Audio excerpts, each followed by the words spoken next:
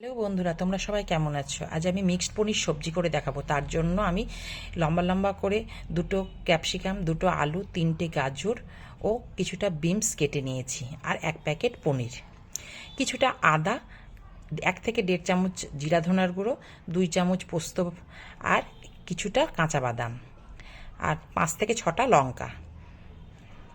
এবার তেলটা গরম হয়ে গেলে পনিরগুলো ভাজতে হবে। আমি একটা পাত্রের মধ্যে লবণ হলুদ দিয়ে জলটা ফুটিয়ে রেখেছিলাম, যাতে পনিরগুলো তাতে ঢেলে দিলে সফট হবে।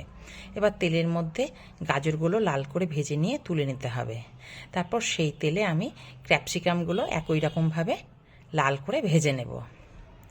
ক্যাপসিকামগুলো ভাজা হয়ে গেলে আমরা ক্যাপসিকামগুলো তুলে রেখে আমরা ওই তেলে বিনসগুলোকে একই রকমভাবে লাল করে ভেজে নেব। বিনসগুলো ভাজা হয়ে গেলে বিনসগুলোকে তুলে রেখে দেব। এরপর ওই তেলের মধ্যে আমরা আলু ছেড়ে দেব।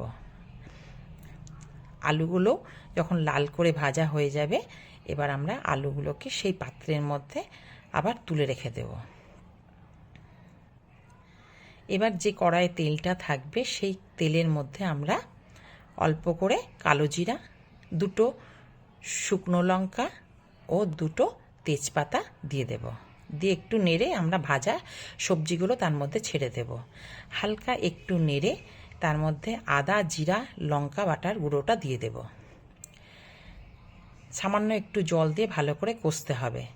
এবার তার মধ্যে আমরা স্বাদ মতো লবণ ও পরিমাণ মতো হলুদ দিয়ে দেব, হালকা একটু চিনি দিয়ে দেব, দিয়ে ভালো করে নাড়তে হবে।